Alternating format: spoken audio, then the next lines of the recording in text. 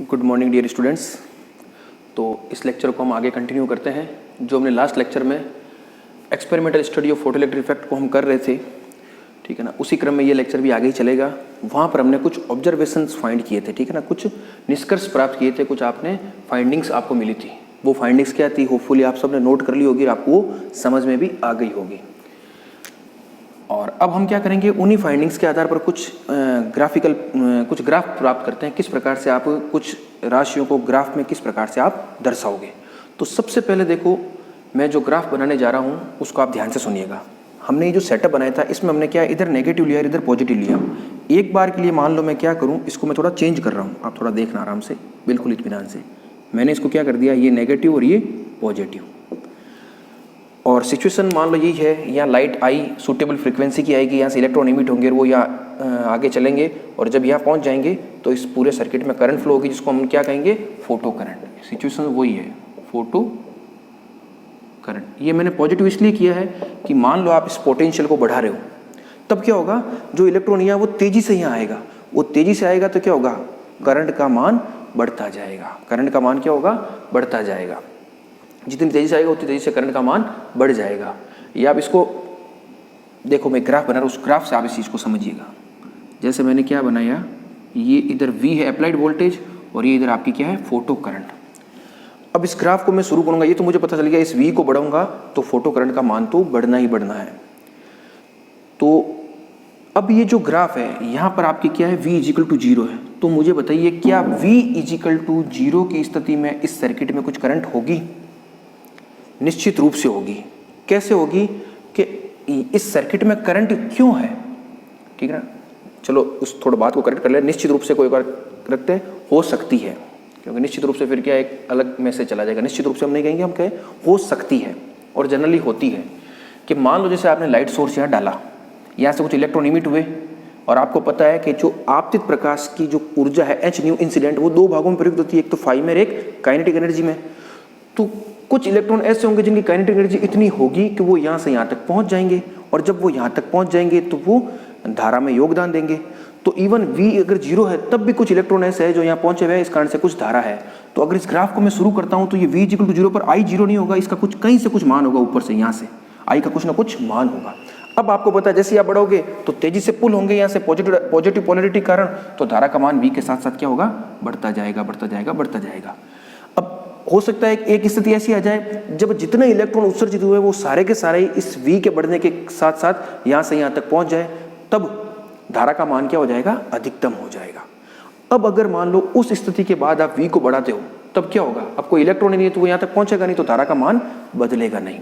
तो फिर क्या होगा, V के एक निश्चित मान पर जब सभी उत्सर्जित इलेक्ट्रॉन कलेक्टर तक पहुँच जाएंगे तो परिपथ में धारा का मान अधिकतम हो जाएगा। तो ये लीजिए, मान लो ये अधिकतम हो गया और उसके पश्चात V के बढ़ने पर धारा का मान नहीं बदलेगा, एक तरह से सैचुरेशन आ जाएगा। तो ये आपके यहाँ पर कुछ पोटेंशियल होगा जिसको मैं VP कह रहा हूँ, अभी बताऊंगा ये क्या है, और यहाँ इसके करस्पॉन्डिंग कुछ करंट होगी जिसको मैं IS कह रहा हूँ, वो क्या अभी मैं बताता हूँ। तो ये ग्राफ आपको समझ में आ गया। V इक्वल टू 0 पर भी करंट कुछ है, क्यों, क्योंकि कुछ इलेक्ट्रॉन ऐसे हैं जिनके पास इतनी ऊर्जा है कि वो यहाँ से यहाँ तक पहुँच सकते हैं, और जब यहाँ पहुँचेंगे तो धारा में उनका योगदान होगा। तो यहाँ से शुरू हो गया, फिर जैसे V बढ़ेगा इलेक्ट्रॉन तेजी से यहाँ पहुँचेंगे, धारा का मान बढ़ेगा। फिर V के एक निश्चित मान पर क्या होगा, सभी इलेक्ट्रॉन पहुंच जाएंगे तो वहां पर धारा क्या हो जाएगी, अधिकतम हो जाएगी। उसके पश्चात आप V बढ़ा रहे हो तो धारा सैचुरेट हो जाएगी, फिक्स हो जाएगी। तो ये जो VP है आपका, यानी विभव का वह मान जिस पर सभी उत्सर्जित इलेक्ट्रॉन कलेक्टर तक पहुंच जाते हैं या प्रकाश विद्युत धारा का मान अधिकतम होता है, वह क्या कहलाता है, पिंच ऑफ वोल्टेज। क्या कहलाता है, पिंच ऑफ वोल्टेज, ठीक है ना, ये भी आपको पता रखना है। और इसके संगत जो धारा है वो क्या कहलाती है, सैचुरेटेड करंट, सैचुरेटेड करंट या संतृप्त धारा। तो एक ग्राफ ये था जो आपको समझ में आ गया। अब मैं एक चीज आपको और बताना चाह रहा हूं। हमने जो दूसरा ऑब्जर्वेशन प्राप्त किया था इससे जस्ट पहले वाले लेक्चर में, उसमें हमने क्या कहा था कि जो फोटो करंट है आपकी, फोटो करंट वो इंटेंसिटी के डायरेक्टली प्रोपोर्शनल थी, उसका फ्रीक्वेंसी से कोई मतलब नहीं था। फ्रीक्वेंसी तो किस में काम आ रही थी, फ्रीक्वेंसी आपके काम आ रही थी इलेक्ट्रॉन के इमिशन में, भाई वो h न्यू TH के बराबर है या नहीं, या बाद में उसकी काइनेटिक एनर्जी के रूप में। लेकिन जो फोटो करंट है, मान लो आपने इंसिडेंट लाइट डाल दी h न्यू TH से ज़्यादा का, और उसके बाद आप इंटेंसिटी बढ़ा दो तो फोटो करंट क्या होगी, तेजी से बढ़ रही थी। तो अब देखिए मैं 2 ग्राफ बनाने जा रहा हूं, उसको आप ध्यान से सुनिए, देखिएगा।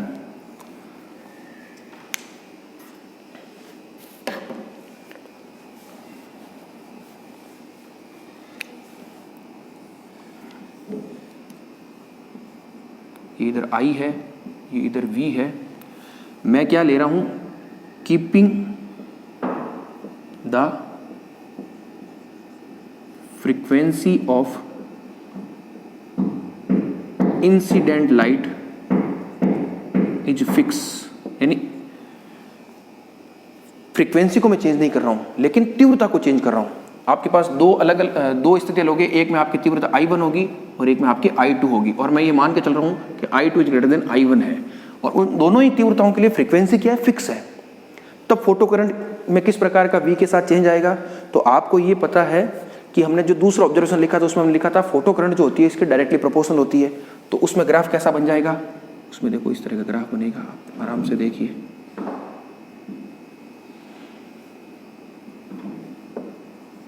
ये आपके I2 के लिए होगा और ये I1 के लिए होगा, और आपको पता है I2 is greater than I1, क्योंकि इसमें क्या है, फोटो करंट आपको ज्यादा मिल रही है कि नहीं मिल रही है।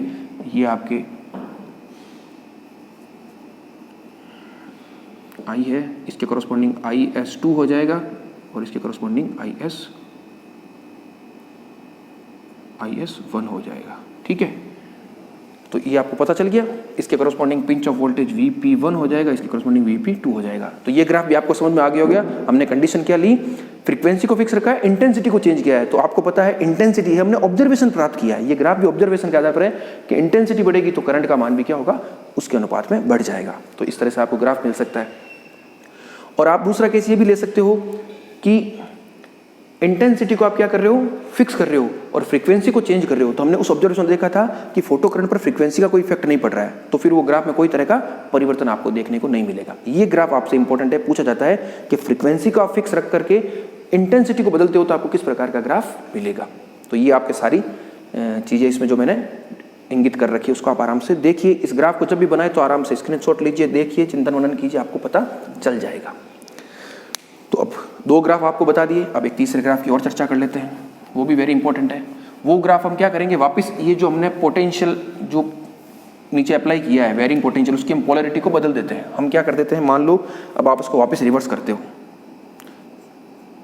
ये नेगेटिव और ये पॉजिटिव, तब क्या होगा, तब आपको स्टॉपिंग पोटेंशियल का कॉन्सेप्ट पता होना चाहिए। स्टॉपिंग पोटेंशियल कॉन्सेप्ट में आपने क्या देखा था कि नेगेटिव डायरेक्शन में पोटेंशियल का एक ऐसा मान था जिस पर अधिकतम गतिज ऊर्जा वाला जो इलेक्ट्रॉन था वो भी क्या हो गया, रुक गया था यहां तक पहुंचने से। तो उस स्थिति में फोटो करंट क्या हो गई, 0 हो गई।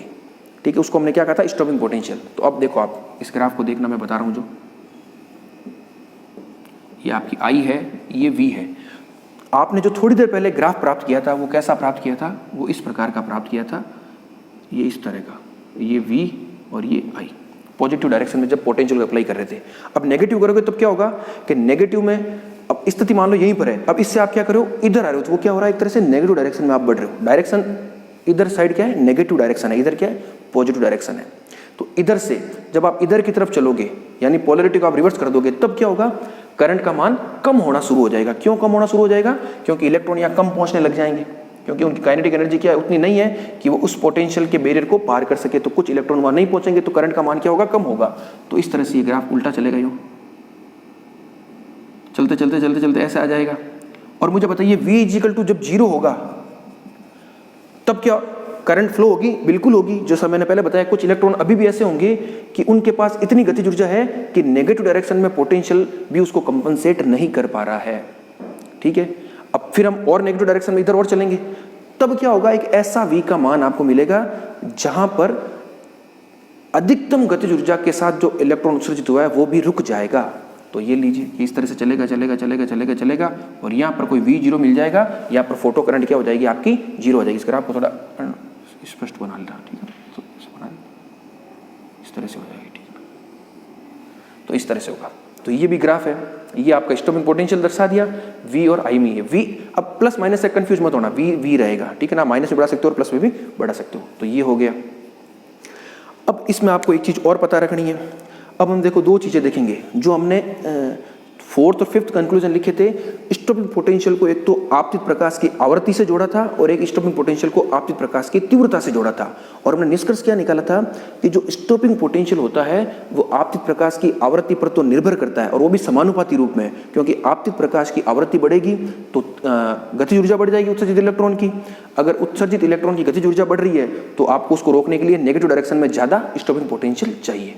और तीव्रता के बारे में हमने बताया, तीव्रता के साथ उसका कोई लिंक नहीं होता है, ठीक है ना, तीव्रता के साथ इसका कोई मान नहीं बदलेगा। V0 आप अलग अलग, अगर आप फ्रीक्वेंसी फिक्स रख रहे हो और तीव्रता आप अलग अलग ले रहे हो, I1 I2 I3 I4 कुछ भी लो, V0 फिक्स रहेगा, ठीक है ना। तो दो ग्राफ हम और देख लेते हैं, ठीक है, दो ग्राफ हम और देख लेते हैं। वो हम क्या देखेंगे, इस तरह से, यह आपका I है, यह आपका V है। मैंने एक ग्राफ बनाया है, इस तरह से देखना,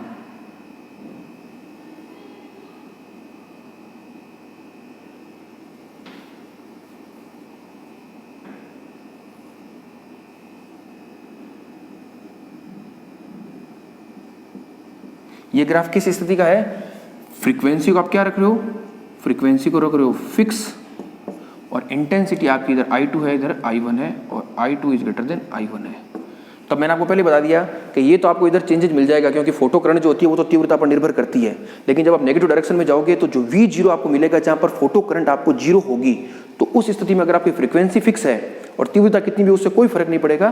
फ्रीक्वेंसी अगर फिक्स है तो V0 आपको एक ही मान मिलेगा। आप कितनी तीव्रता के प्रकाश लो, I1 I2 I3 कुछ भी ले लो, आपको V0 फिक्स एक ही मिलेगा।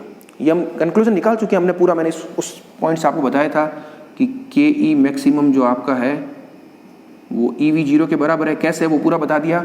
और जो आपका ये था H nu incident is equal to 5 plus KE maximum, ठीक है ना। और इसमें हमने कह दिया ये तो फिक्स रहता है, न्यू इंसिडेंट से काइनेटिक एनर्जी मैक्सिमम बदलती है और काइनेटिक एनर्जी मैक्सिमम से V0 बदलता है, ठीक है। तो ये फिक्स है तो ये फिक्स, ये फिक्स है तो V0 फिक्स, तो ये V0 फिक्स हो गया। तो ये ग्राफ भी इंपॉर्टेंट है। यहाँ हमने क्या लिखा है, keeping the frequency of incident light is constant या फिक्स, और इंटेंसिटी को आप बदल रहे हो। अब एक केस हम क्या ले सकते हैं कि मान लो फ्रीक्वेंसी को बदलो और इंटेंसिटी को आप क्या करो, फिक्स रखो, तब क्या होगा उसको भी देख लें। बस वो लास्ट ग्राफ है। ये सब ग्राफिकल प्लॉट आपको अच्छे समझ में आने चाहिए, तभी आपकी इस टॉपिक पर क्या होगी, अच्छी कमांड होगी। और वेरी इंटरेस्टिंग टॉपिक है समझने के लिहाज से।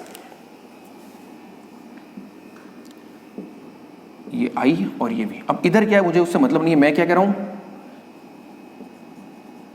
इंटेंसिटी तो फिक्स है और फ्रीक्वेंसी क्या है, फ्रीक्वेंसी बदल रही है, बदल रही है। तब क्या होगा, मैं सिर्फ इस वाले क्वाड्रेंट की बात करता हूं। ये देखो इस तरह का ग्राफ आएगा, इधर छोड़ो, उसकी चिंता नहीं करते हैं। ये V01, ये V02, ठीक है। ये मान लो आपके न्यू1 के लिए, ये न्यू2 के लिए। तो V02 नेगेटिव डायरेक्शन में ज़्यादा है, तो वो ज़्यादा कब होगा, जब न्यू2 ज़्यादा होगा। तो ये किस स्थिति के लिए, न्यू2 इज ग्रेटर देन न्यू1। क्यों, क्योंकि अगर न्यू2 ज़्यादा है, आपकी प्रकाश की आवृत्ति ज़्यादा है, तो उससे उत्सर्जित होने वाले इलेक्ट्रॉनों की गतिज ऊर्जा भी ज़्यादा होगी। तो उन गतिज ऊर्जा वाले इलेक्ट्रॉनों को रोकने के लिए आपको नेगेटिव डायरेक्शन में ज़्यादा पोटेंशियल चाहिए। इस वजह से स्टॉपिंग पोटेंशियल का मान इस स्थिति में न्यू2 इज ग्रेटर देन न्यू1 की स्थिति में न्यू2 वाले प्रकाश के लिए क्या होगा, अधिक होगा इसकी तुलना में। तो ये इस तरह का ग्राफ आ जाएगा, V02 is greater than V01 negative direction में, ठीक है ना। तो ये भी ग्राफ था। तो इस लेक्चर में हमने क्या देख लिए, कुछ ग्राफिकल प्लॉट किस तरह से करते हैं ग्राफ को, वो हमने देख लिए। इसी का ही पार्ट था, ठीक है ना। तो ये हमारा टॉपिक फोटो इलेक्ट्रिक इफेक्ट का जो हम एक्सपेरिमेंटल स्टडी कर रहे थे वो पूरा हो गया। अब जो आपका जो फंडामेंटल था और ये जो एक्सपेरिमेंट था, ये बिल्कुल मिक्स है। आप उसको सुन के इसको देख लो, इसको देख के उसको सुन लो, उसको नोट कर लो, एक ही बात है। कंप्लीट डिस्क्रिप्शन मैंने आपको दे दिया है। अब अगला जो टॉपिक होगा हमारा वो होगा, चूंकि आइंस्टीन ने दिया था फोटो इलेक्ट्रिक इफेक्ट, तो आइंस्टीन की फोटो इलेक्ट्रिक इफेक्ट की इक्वेशन को हम समझेंगे। वो करेंगे क्या, मैक्स प्लैंक के जो E equal to H nu का आइडिया होगा उसका यूज करेंगे और इसको आप बताएंगे। तो वो जो आइंस्टीन की फोटो इलेक्ट्रिक इफेक्ट इक्वेशन होगी उसको हम फाइंड करने का प्रयास करेंगे। हालांकि बिल्कुल सब हो चुका है, उसको केवल लिखना है। एक छोटा सा टॉपिक होगा, लेकिन उसको हम अगले लेक्चर में देखेंगे। Thank you.